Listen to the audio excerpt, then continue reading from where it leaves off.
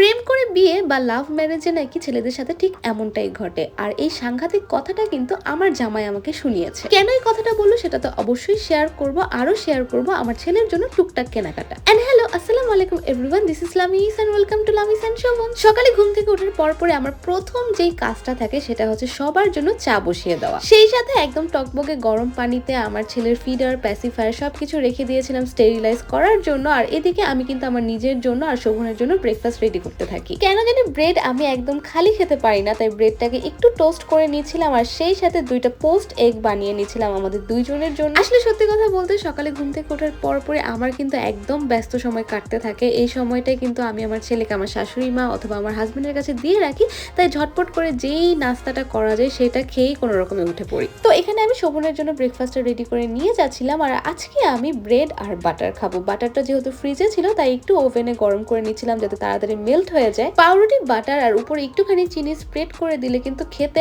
আমার কাছে ভীষণ মজা লাগে। ব্রেকফাস্টটা শেষ করে বারান্দায় এসে একটু দাঁড়াতেই দেখলাম মাশাআল্লাহ আমাদের বাগান বিলাস গাছটা দেখতে এত সুন্দর লাগছে। তবে এই প্রকৃতি কিন্তু আমাদের বারবারই মনে করিয়ে দেয় এটা যেমন সুন্দর রূপ ধারণ করে থাকতে পারে, ঠিক তেমনি মানুষের অত্যাচারে ভয়ঙ্কর রূপ ধারণ করতেও কিন্তু সময় লাগে না। তারপরে আমি রুমে এসে দেখলাম বাবা ছেলে হেসে খেলে মাশাআল্লাহ খুব সুন্দর মিষ্টি একটা সকাল পার করছে। তো আমি শোভনকে বললাম যে তুমি আরিশকে কিছুক্ষণের জন্য রাখো, এই ফাঁকে আমি আমার চা খাওয়াটা শেষ করে নিই। আসলে মা হওয়ার পর লাস্ট কয়েক মাস ধরে কবে যে গরম গরম চা কফি বা গরম খাবার খেতে পেরেছি সেটা ঠিক মনেও নেই। আমি জানি আমার এই কথার সাথে সব মায়েরাই রিলেট করতে পারবে, কারণ এরকম অসংখ্যবার হয়েছে যে প্লেটে ভাত নিয়েছি বা কাপে চা নিয়েছি, ঠিক সেই সময় আমার ছেলে ঘুম থেকে উঠে গিয়েছে বা জামা কাপড় নোংরা করে ফেলেছে। আর এসব সময়ে কিন্তু শুধুমাত্র মায়েরাই বাচ্চাদেরকে হ্যান্ডেল করতে পারে। এদিকে আমি রুম গোছাতে গোছাতে আমাদের জন্য একটা পার্সেল চলে আসলো। তবে ইন্টারেস্টিং ব্যাপার হচ্ছে পার্সেলে কিন্তু আমার বা শোভনের কারো জন্যই কোনো কিছু ছিল না।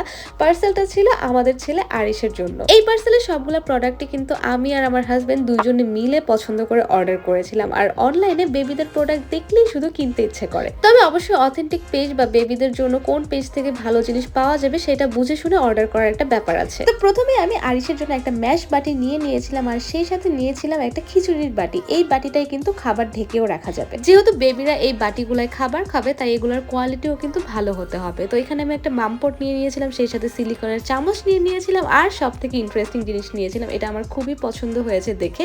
এটা হচ্ছে বেবিদের জন্য একটা ফ্রুট প্যাসিফায়ার। তবে আমি কিন্তু আমার ছেলের জন্য একটা চামচ ফিডার নিতেও ভুল করিনি। তবে একটা কথা জানিয়ে রাখা ভালো, সেটা হচ্ছে আমার ছেলে এখনো কিন্তু 6 মাসের ধারে কাছেও নেই, মানে ওর এখনো সলিড শুরু করার সময়ই হয়নি। তবে বললাম না, অনলাইনে যখনই বেবিদের জন্য এরকম কিউট প্রোডাক্টগুলো দেখতে থাকি তখন না নিজেকে আর কন্ট্রোলই করতে পারি না, অর্ডার দিয়ে ফেলি। আমি কিন্তু আমার ট্রাস্টেড পেজ যত্ন বেবি শপ থেকে এই জিনিসগুলো কিনেছি। স্ক্রিনে আমি পেজের নাম এবং ফোন নাম্বার দিয়ে রাখবো, তোমরা তোমাদের পছন্দ মতো জিনিস সেখান থেকে অর্ডার করতে পারবে। ও হ্যাঁ, আমি কিন্তু 2টা ওয়াশেবল ডাইপারও অর্ডার দিয়ে রেখেছিলাম। তোমাদের যদি কারো ভালো কোয়ালিটির ওয়াশেবল ডাইপার দরকার হয় তোমরা কিন্তু ভাইয়াদের সাথে যোগাযোগ করতে পারবে।